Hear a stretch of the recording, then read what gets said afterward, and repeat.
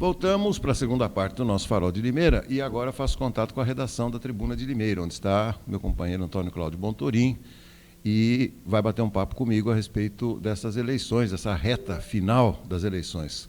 Antes de mais nada, Cláudio, seja muito bem-vindo, um grande abraço.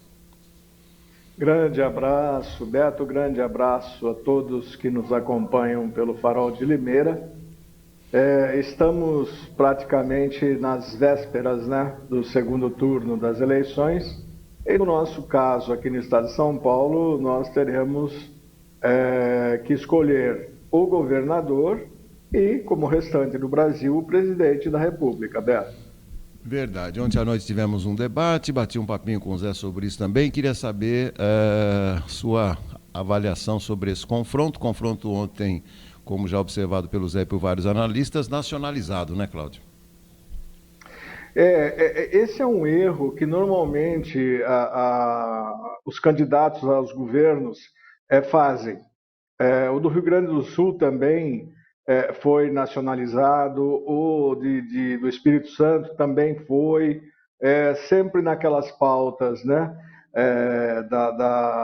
da saúde, da Covid, e no caso de São Paulo, o embate foi um pouquinho maior, mas sem deixar de nacionalizar, né? Então, ou seja, a impressão que dá é que eles estão fazendo campanha para o presidente da República e não para eles próprios, né? E o embate no debate é justamente para isso, né? Para mostrar o que eles têm para oferecer para os eleitores e não ficar fazendo campanha para os presidentes da República, né? No caso, para o Lula e Bolsonaro. Mas é normal isso, Beto. Nós ainda pecamos nessa parte, porque mesmo nos estados as eleições são nacionalizadas. Elas deveriam ser regionalizadas, né, por cada estado, mas elas são nacionalizadas como se eles se ancorassem nos candidatos a presidente da República para poder ter a sua cota de votos, né? Infelizmente, isso sempre aconteceu e não sei quando a gente vai poder contar com um debate de fato regionalizado. O que interessa para nós aqui do estado de São Paulo, né? O que interessa para os gaúchos, para os capixabas, e o que interessa para o Brasil a gente já sabe, né? A gente já tem o conhecimento e não pode ficar nessa lenga-lenga, né? De ficar discutindo a política nacional em vez de discutir a política regional. Mas no caso, Cláudio, me parece que essa nacionalização tem muito a ver também com padrinhos fortes, né? Porque quem tem padrinhos fortes é que, tanto pelo lado do presidente Bolsonaro como do ex-presidente Lula, inegavelmente são cabos eleitorais de primeira grandeza, né, Cláudio? Isso pode explicar um pouco, né? Sim, Beto, isso explica e sempre explicou essa situação de nacionalização, né? Desses debates que deveriam ser regionalizados. Vem acontecendo isso faz tempo já, né? Como eu disse, e tudo por essa questão de padrinho forte, né? Nós tivemos isso na eleição do Collor, na eleição do FHC, depois na eleição do Lula, depois na eleição da Dilma, mas não, deveria ser por conta dos problemas do Estado, que não são poucos. Acredito que todos conheçam bem quais são os principais problemas, mas eles preferem ficar na cola dos seus, como você disse, dos seus padrinhos, né? O que é um erro, mas acontece. E vai ser difícil a gente perder essa mania, Beto. Afinal de contas, nós somos um país continental, né? Muito complicado aqui, né? Bom, e por falar nisso, né, sempre lembrando, né, as eleições desse domingo, das 8 às 5 da tarde, horário de Brasília, ou seja, os estados que estejam, que tenham, né, o fuso horário fora desse horário terão que votar dentro do horário de Brasília, né, Cláudio? Exato. No Pará, por exemplo, é das 6 da manhã às 3 da tarde. Das 6 às 3? Isso. Das É 6 duas às horas de 3. fuso, né? Olha, 6 horas da manhã o sujeito já aparecer lá na cabine, negócio meio que surpreendente, né? 6 E e eles meia. gostaram, viu? É, O pessoal do norte gostou dessa ideia de fazer o horário de Brasília para todo o país. Eu vi a entrevista de vários que ficaram falando, olha que maravilha. Falaram, estamos já livres disso, né? Agora é só esperar. Cláudio, queria falar com você também sobre esses últimos movimentos, né, das duas campanhas. Se as pesquisas realmente traduzirem o que pensa o eleitor, houve pouca movimentação nos últimos dias, né? Ou seja, os números estão praticamente estacionados, a exemplo do que aconteceu na semana passada, né, Cláudio? Isso vem, Beto, praticamente desde a primeira pesquisa para o segundo turno, né? Os números eles não se movimentam, eles têm leves oscilações, mas são oscilações dentro da chamada margem de erro. E me parece que isso significa consolidação de opinião, né? Ou seja, quem vai votar já sabe em quem vai votar e não muda de opinião. Os indecisos podem fazer a diferença, mas nós temos que lembrar que indecisos não votam só por um candidato, pelo menos aqueles que forem votar e votarem corretamente, né? Escolherem um dos candidatos. Então, a gente sabe que essa questão já está muito solidificada, já está muito embasada, né, nas pesquisas eleitorais, né? Todos os institutos praticamente convergindo para um mesmo número. É impressionante esses resultados, Beto. E a gente imaginava, né, que fosse mudar alguma coisa com os últimos acontecimentos, que fosse mudar alguma coisa com aquela questão das venezuelanas, das meninas venezuelanas lá em Roraima, que fosse mudar alguma coisa em relação à questão do último domingo com o Roberto Jefferson, e praticamente não houve alteração, né, Beto? Esses fatos não alteraram nem em favor de um e nem em favor de outro. E se convenceram algum indeciso, esses foram muito poucos também. Agora, Cláudio, o que chamou a atenção também, o que tem chamado a atenção dos analistas, né, é o comportamento do eleitorado mineiro, Cláudio. O Aécio Neves, mineiro, acabou perdendo para Dilma na reeleição, né, da ex-presidente Dilma, exatamente no seu estado, em Minas Gerais. E o estado de Minas Gerais passou a ser assim, o queridinho, né, tanto da campanha de Lula como da campanha do Bolsonaro também. Me parece que Minas segue estagnada também, né? Sim, em Minas a diferença é um pouco maior, né? Em favor do ex-presidente Lula.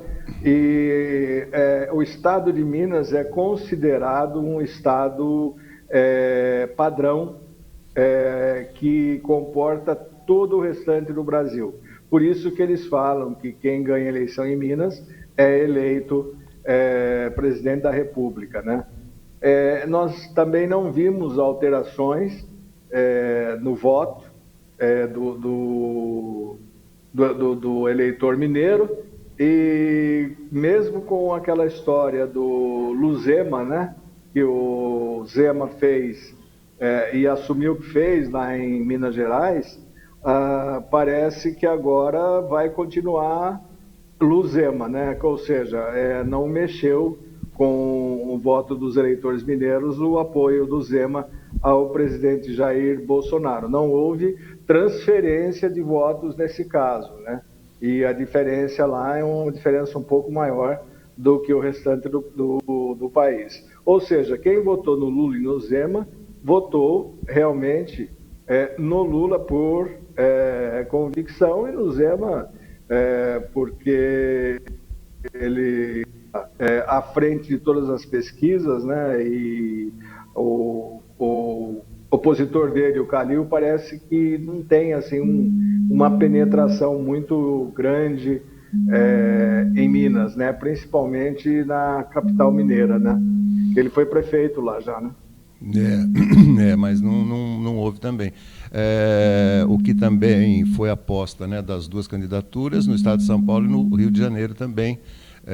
Mas me parece que, inclusive no estado de São Paulo, o candidato Haddad teve algum crescimento mais expressivo em relação à votação do primeiro turno. Mas Rio e São Paulo, que também tem um eleitorado significativo, São Paulo muito mais, é verdade, mais de 30 milhões, né, 35 milhões de eleitores aqui, também não houve essa movimentação tão acentuada, pelo menos que fosse identificada pela pesquisa. Não, no estado de São Paulo houve de fato o crescimento do Haddad a ponto de eles estarem empatados tecnicamente pela margem de erro. Isso talvez beneficie o Lula, esteja beneficiando o Lula também, né? Porque um é a extensão do outro, e a diferença aqui no estado de São Paulo é quase que a mesma diferença entre Lula e Bolsonaro em Minas Gerais. No Rio de Janeiro também há uma pequena diferença entre os dois, com o Bolsonaro à frente, no estado de São Paulo com o Bolsonaro à frente também, mas que não é o suficiente para reverter a situação de Minas, né? E o Nordeste, que a gente sabe como que é a votação lá, né? Os estratos populacionais onde houve crescimento de um ou de outro foram estratos realmente que se pensava estariam mudando de voto. Entre os mais pobres que recebem o Auxílio Brasil, a diferença é muito grande, 69 a 21. Entre os evangélicos também houve uma aproximação de Lula a Bolsonaro em termos do voto evangélico, né? E o Lula caiu um pouco entre os mais ricos, mas já é tratado pela elite financeira, né, da Faria Lima, como o futuro presidente do Brasil. Por isso ele vai divulgar uma carta à nação, né, com o seu projeto econômico e se comprometendo a não extrapolar a questão fiscal, né? Ou seja, em obedecer toda a questão fiscal, que seria a lei de responsabilidade final e o estouro do teto de gastos, né? Isso daí deixa os investidores mais tranquilos. E ontem a Bolsa de Valores de São Paulo, que vinha numa queda constante, teve uma alta praticamente superando em muitas situações as quedas que teve durante a semana, após o caso Jefferson, né? Então, a gente parece que está numa situação mais ou menos definida, né? Mas a gente tem que saber que isso não é uma finalização do processo. A finalização vai ser às 5 da tarde do domingo, né? Aí, durante a apuração, que nós vamos ver como ficou a situação. Alguns analistas já deram, inclusive, a diferença entre Lula e Bolsonaro. Serão mais de 8 milhões de votos de diferença entre um e outro, né? Mas temos que esperar. Urna, né, é uma coisa muito, muito complexa para a gente achar que ela vai se comportar da forma como nós estamos vendo. E tudo caminha, né, para uma eleição muito parecida, como eu falei para você, da disputa entre Aécio Neves e a ex-presidente Dilma Rousseff. Agora, o Cláudio, sabe o que eu estava pensando esses dias, né, em relação a esse voto da região Nordeste, né, que tradicionalmente é destinado ao PT? O que me chama a atenção, e aí eu passo a bola para você agora, é que o chamado Centrão, né, inegavelmente possui mais representantes exatamente na região Nordeste, ou seja, o mesmo Centrão que apoiou o governo em diversas ocasiões, inclusive na aprovação do Auxílio Brasil, auxílio emergencial. Mas quando eles vão para a sua terra natal, me parece que esse apoio que é dado em Brasília não é o mesmo que é dado no Nordeste, senão os números seriam outros, né, Cláudio? Interessante isso. Não, é muito interessante, Beto, mesmo porque a gente sabe qual é o comportamento do Centrão, né? A gente já está acostumado com isso.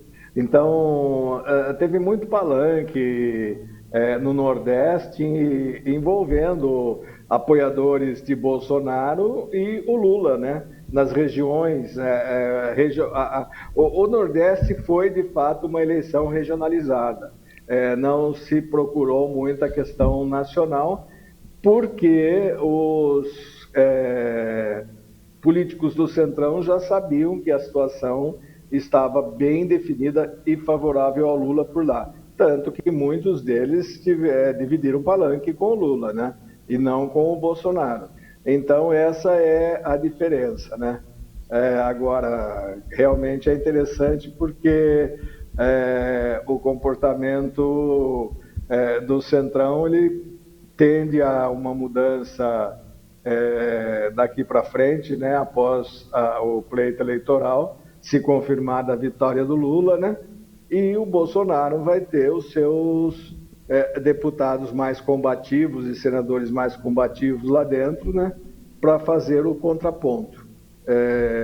A gente sabe que o Centrão vai correr para os braços do Lula, como correu para os braços do Bolsonaro, como correu para os braços do Lula nos dois primeiros mandatos, do FHC, do Sarney, do Collor, enquanto ele durou na presidência, né? A Dilma que foi mais teimosa e foi derrubada por causa disso, né? Não soube fazer o jogo político do Centrão. Então, esse é um grande problema, né, que nós temos aqui no Brasil e que eu constantemente falo que nós deveríamos mudar para o parlamentarismo para acabar com esse regime de coalizão, né, política, porque tem um grupo que vai sempre do lado em que o vento está soprando a vela do barco, né, Beto?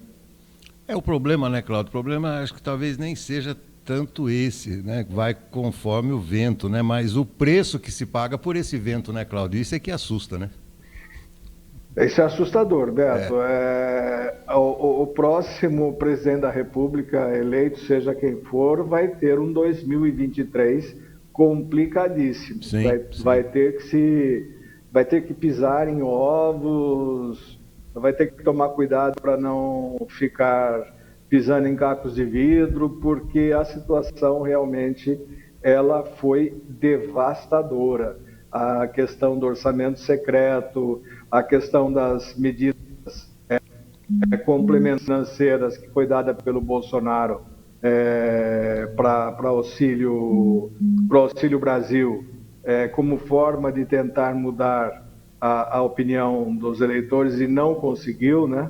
Então, nós teremos um 2023 complicadíssimos e nós teremos que torcer muito para que o próximo presidente consiga segurar a situação e resolver politicamente uma situação econômica que vai ser muito difícil. Sem dúvida, para ambas as partes, seja quem for o novo presidente. Bom, Cláudio, para a gente fechar, falar um pouquinho da edição de amanhã da Tribuna, que certamente estará trazendo também informações a respeito das eleições. Sim, Beto, nós estaremos trazendo uma matéria principal sobre as eleições, né? Os 4 candidatos que agora interessam aqui para o nosso estado, né? Preparei um material também sobre os feriados do ano que vem, né? Nós vamos ter, o Limeirense vai ter 7 feriados prolongados em 2023, Beto. 5 nacionais e mais 2 municipais, né? Vai ser uma festa, né? Realmente. E também sobre a nova fase da reforma lá, da revitalização da Praça do Busolim, né, da João Soares Pompeu, que começou a receber piso e as baias para os trailers, né? Então, nós temos aí uma edição bem diversa, né? Com o Tribuna da Mulher, o ponto R da Rosiane, que vai abordar a CIL, né? A Dia da Empresa Limeirense. E não teremos a página de esporte, porque praticamente não teremos eventos inéditos, né? Correndo o risco, inclusive, de a partida entre o Flamengo e o Atlético Paranaense ser adiada por causa do problema daquele vulcão lá em Quito, né? Exato. Não tem esporte porque não tem esporte. Simples assim. Porque não tem esporte, exatamente. Simples assim, definiu bem. É isso aí mesmo. Tá bom, Cláudio, beleza. Vamos fechar então essa semana diferente aqui para o nosso Farol de Limeira. Voltaremos na próxima segunda-feira para discutir aí o resultado das eleições, as movimentações, tudo o que aconteceu aliás, que acontecerá, e tudo que aconteceu nesse domingo, na segunda-feira. Cláudio, muitíssimo obrigado. Excelente. Então, mas só deixa eu fazer um complemento. Sim. Estão marcando um evento lá para a Rua Maria Antônia, em frente ao Mackenzie. Diz que vai ter um confrontozinho lá, o Mackenzie suspendeu as aulas, né? Isso.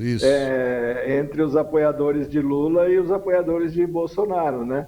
Vai reviver a guerra da Maria Antônia, lá na época do Largo São Francisco e do Mackenzie, na época da ditadura, né? Pois é. Não, mas eu falei... eu acho que a polícia vai estar atenta para isso. Tomara, né, Cláudio? Para que a gente não tenha nenhum MMDC, né? Pela madrugada, era o que faltava nessa eleição também, né? Exatamente. É isso aí. Tá bom. Cláudio, mais uma vez, muitíssimo obrigado. Ótimo final de semana. Até segunda, amigo. Um ótimo final de semana a todos. Até segunda-feira.